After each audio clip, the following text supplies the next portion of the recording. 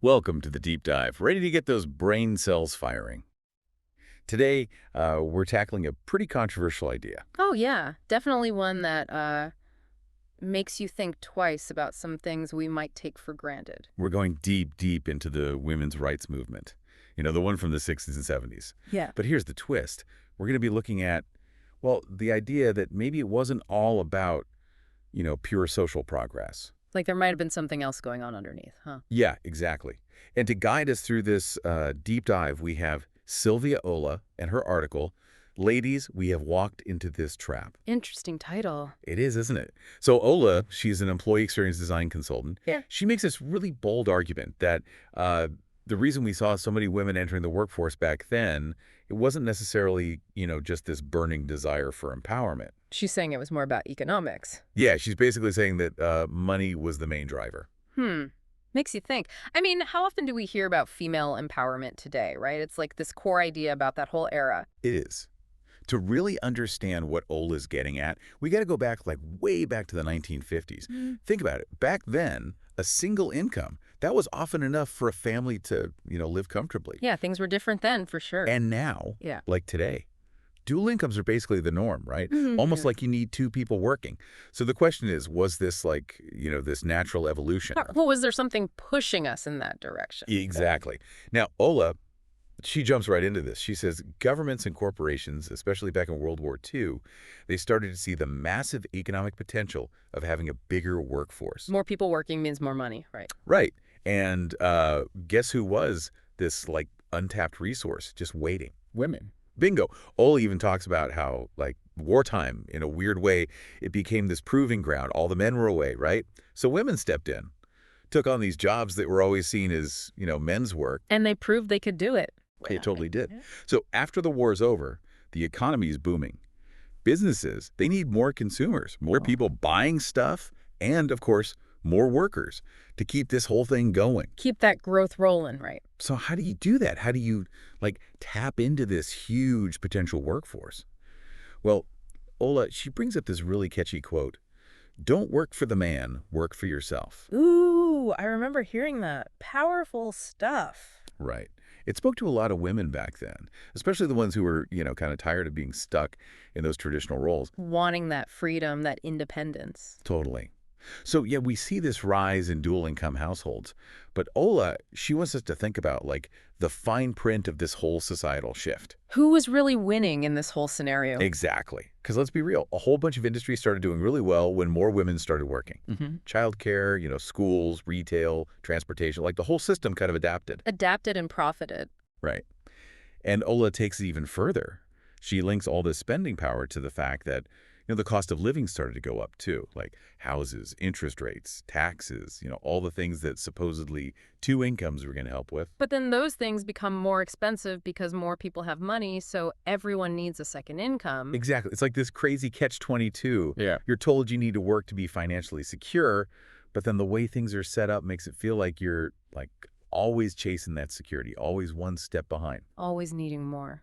And then on top of all of that, Ola points out this other problem. It's like this double burden a lot of women still deal with. They're working these full-time jobs, but they're also a lot of times still doing most of the, housework and childcare. So you had this idea of empowerment through, making your own money, but then the reality is more complicated. Way more. It's like we were sold this perfect picture, but the reality isn't as, freeing as we maybe thought it would be. Definitely not black and white. No, not at all. And then Ola gets into the actual language we use to talk about female empowerment.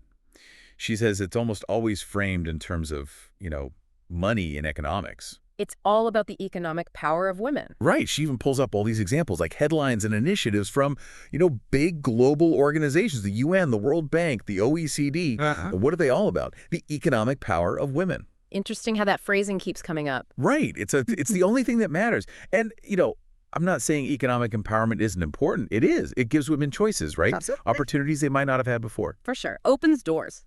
But Ola's point is that when we focus so much on the economics, we kind of forget about all these other things that are important for true equality, like social rights, political rights, access to healthcare, education. The whole picture. Exactly.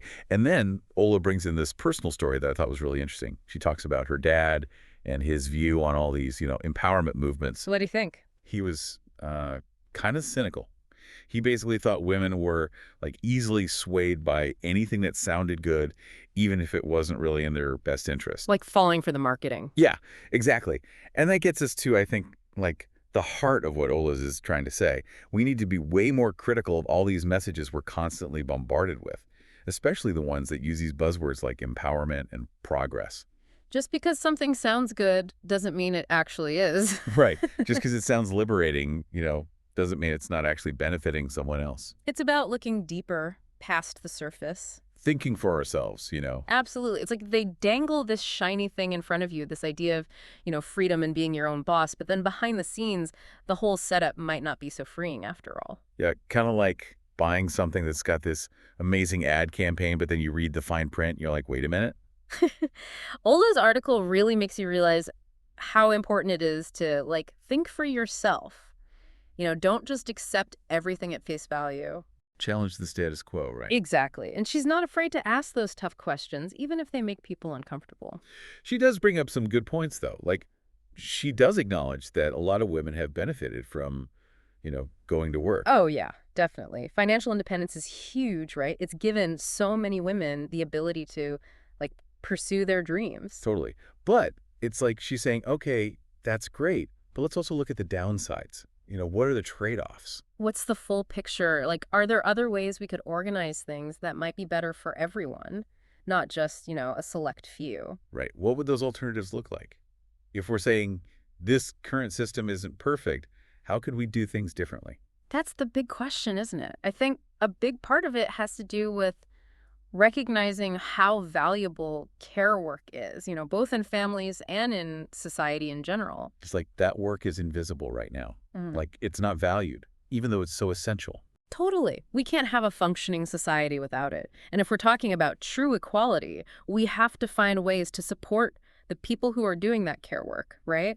Whether it's for kids or older parents or anyone who needs help. It's almost like our society right now, it's all about being a productive worker above all else. Mm.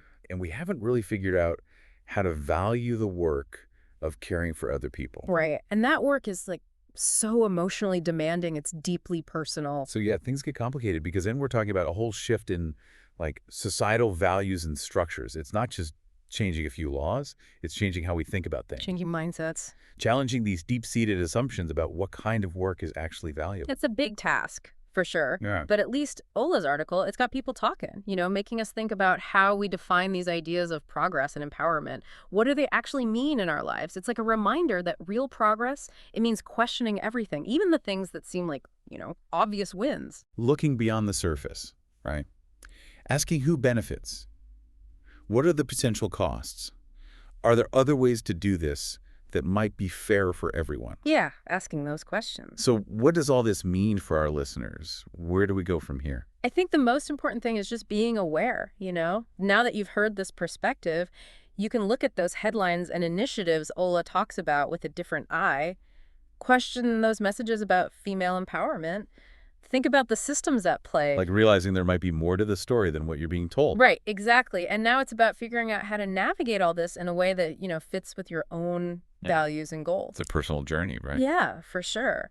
But the more we talk about these things, the more we share different points of view, the closer we get to creating a society that actually values and supports everyone, no matter what their gender is or how much money they make. So Ola's saying the system benefits from women working. But is there a way to reimagine it so it actually works for everyone, not just corporations and governments? That's the challenge. Hmm. How do we make sure that work is fair and that it's fulfilling, that taking care of people is seen as valuable and that people are actually supported in doing it and that everyone has the chance to, thrive in their personal lives and in their careers?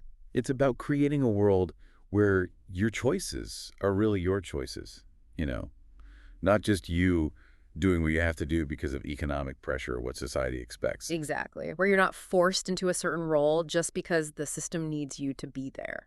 And to get there, we have to rethink everything, from schools to social safety nets to how we even define a good life.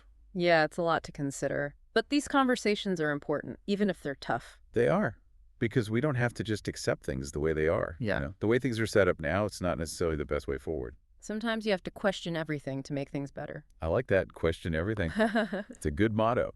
Always be thinking critically, examining the world around you. And remembering that we all have a part in shaping the world we want. We're not just, passively accepting things. We're active participants. And when we speak up, when we question things, when we demand better, that's how we create a world that's more just, more equitable for ourselves and for the future. It's like we're all in this giant experiment, and, we can actually change things if we don't like the results. We Yeah. just have to, accept the way things are. Yeah, and once you realize that you do have that power to question, to say, hey, we can do better, it changes everything. It's like you can't go back. It feels like we've only scratched the surface here. There's so much more to this whole topic. Oh, for sure. And that's what's so cool about these deep dives. It's not about having all the answers. It's about getting the conversation going, asking those questions that really make you think, even after the episode's over. So we want to hear from you. What are you thinking about all this? Do you buy what Ola's saying? What kind of alternatives do you see, to make things more equitable?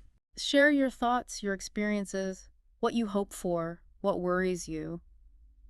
Let's keep talking about this. Because ultimately, this isn't just about, economics or women's rights. It's about building a society that works for everyone, a society that gets how interconnected we all are and finds solutions that benefit all of us. Right. We got to move past these simplistic us versus them mindsets, like men versus women or whatever. What happens to one group, it affects everyone, right? We're all in this together. Exactly. We rise and fall together. So as we wrap up our deep dive into Ola's article, it really got me thinking. We want to leave you with one last question to ponder. Okay, hit us with it. So Ola's argument is that this current economic system, it benefits from women working, but it doesn't always have their best interests at heart.